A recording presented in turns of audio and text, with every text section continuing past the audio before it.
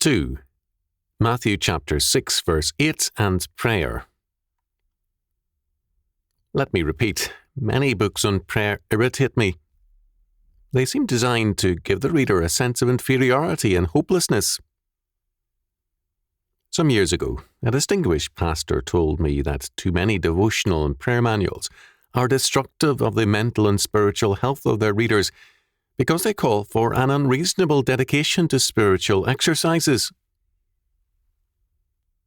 The calling of most believers is not to be a monk or a nun.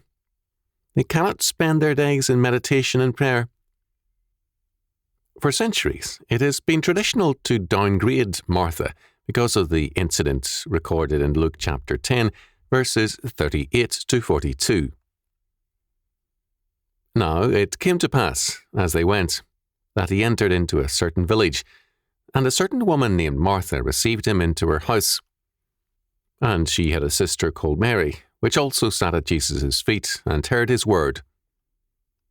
But Martha was cumbered about much serving, and came to him and said, Lord, dost thou not care that my sister hath left me to serve alone?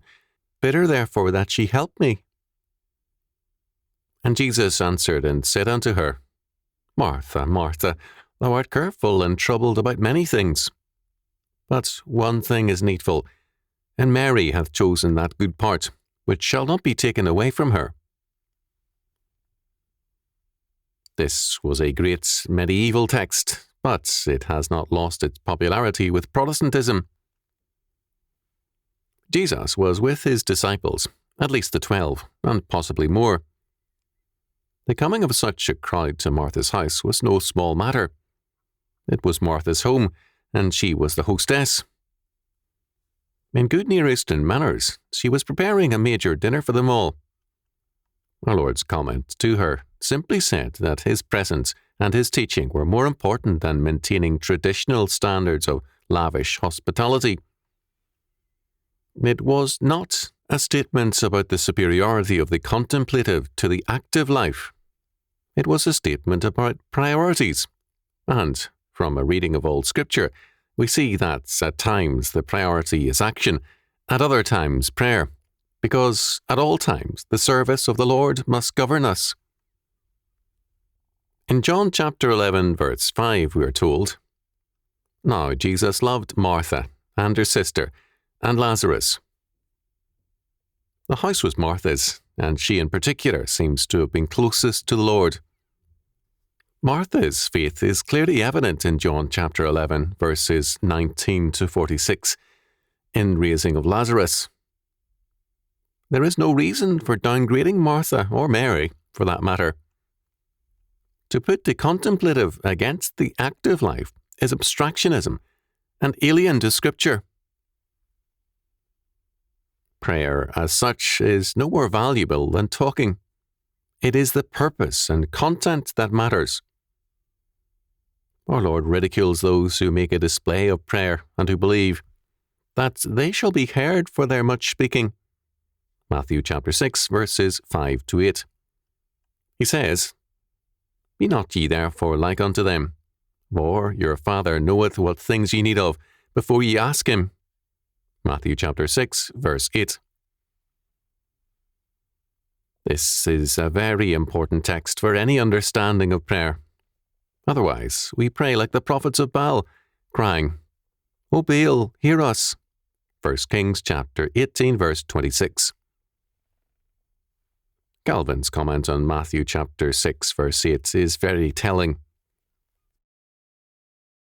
From whence comes this folly of thinking that great advantage is gained when men weary God by a multiplicity of words, but because they imagine that he is like a mortal man who needs to be informed and solicited?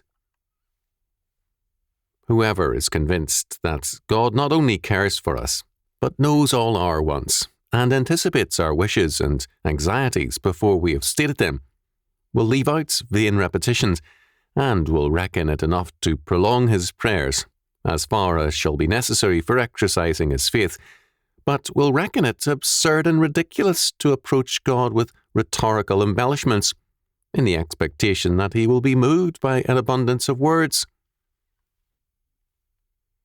But if God knows what things we need of before we ask, where lies the advantage of prayer?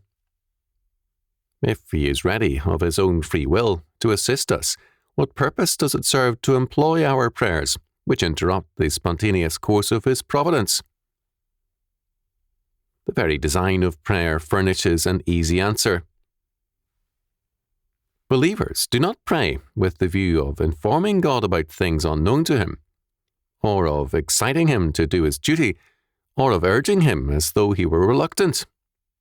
On the contrary, they pray in order that they may arouse themselves to seek Him, that they may exercise their faith in meditating on His promises, that they may relieve themselves from their anxieties by pouring them into His bosom. In a word, that they may declare that from Him alone they hope and expect, both for themselves and for others, all good things. God Himself, on the other hand, has purposed freely, and without being asked, to bestow blessings upon us. But He promises that He will grant them to our prayers. He freely anticipates our wishes, and yet that we obtain by prayer what we ask. As to the reason why He sometimes delays long to answer us, and sometimes even does not grant our wishes, an opportunity of considering it will afterwards occur. In prayer, we never tell God anything He does not already know. Prayer is thus more than enlightening God about our predicament and our needs. In recent years, prayer manuals have had much to say about asking and getting things from God. One school of churchmen affirm a name it and claim it approach to prayer, reducing prayer then to methodology. This is an application of the Pelagian and Arminian approach of C.G. Finney, who said of revivals, "What are the laws of nature according to which it is supposed that grain yields a crop? They are nothing but the constituted manner of the operations of God. In the Bible, the Word of God is compared to grain, and preaching is compared to sowing the seed, and the results to the springing up and growth of the crop. A revival is as naturally a result of the use of the appropriate means as a crop is of the use of the appropriate means." This reduces revivalism's success, and, applied to prayer, success in praying to a naturalistic technique, and power is transferred from God to man.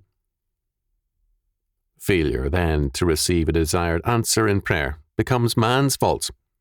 His technique is faulty, or else some hidden sin is the impediment. Certainly, sin can be an impediment, but we must remember that a thoroughly ungodly man like Ahab was heard by God. 1 Kings chapter 21, verses 21 to 29. We can impose no limits upon God's grace and mercy. As Lord, He establishes all boundaries. Thus, the emphasis on what we say and do in prayer is wrong and can even be blasphemous. In Psalm 34, verse 6, David says, "This poor man cried, and the Lord heard him, and saved him out of all his troubles." Turning again to Matthew chapter 6, verse 8, and its statement that our Father knows our needs before we ask Him, it must be noted that here and in the Lord's Prayer, Matthew chapter 6, verses 9 to 13, our Lord tells us that we pray to God as our Father. Here we see again a great evil in the name it and claim it type of prayer. It depersonalizes prayer. It wants us to get things from God. God certainly gives us many things when we pray to Him, but the essence of prayer is talking with God. As we open ourselves to Him, He opens Himself to us as our Father. Prayer is a confession of need. We confess our need of His grace and mercy, of His protecting care, of our need for the forgiveness of sins, our daily bread, and more. We pray rejoicing in His mercy and our hunger and thirst for His kingdom on earth as it is in heaven. We open ourselves to God, to whom we are already open, but to do so in prayer as His family by the adoption of grace. That He knows our needs before we ask Him is a great comfort, because we know that our needs, griefs and adversities are by His ordination and for the sake of His kingdom and our growth in Him. Tertullian wrote in On the Veiling of Virgins, Christ did not call Himself the conventions, but the truth. Praying means going to the truth, who is life Himself. John chapter 14, verse 6. And it means confronting the truth about ourselves, as well as truth Himself. More than 40 years ago, I had a very strong and ungodly young man come to me in fear of death because of a developing ailment. It was a problem which a change of life could have alleviated and corrected. When I urged that he pray for his regeneration, he left, saying, "How can a man humble himself to pray?" As against this, young Borden of Yale prayed that God give him grace to take hands off his own life and to trust in Him. This is praying. Borden wrote in his freshman year, "Lord Jesus, I take hands off as far as my life is concerned. I put Thee on the throne in my heart. Change, cleanse, use me as Thou shalt choose. I take the full power of Thy Holy Spirit. I thank Thee. May never know a tithe of the result until morning." This same faith manifests itself in various ways. While in nurses' training in the 1930s, Dorothy Rushdoony overheard a black woman tell another worker of all her personal griefs and problems. It was an amazing account of how many troubles can afflict one family and one person. The co-worker asked her what she was doing about her impossible burden. The woman answered, "Why, I just said, 'You take it, Lord. It's too much for me.'" We pray because we know our limitations. Prayer is not a substitute for action, but its accompaniment. Praying is like breathing. It is a part of the Christian's life and basic to it. It is more than formal prayer, important as that is. It is a continual openness to God in all our being. Instead of talking to ourselves as we go through the day, we talk to God.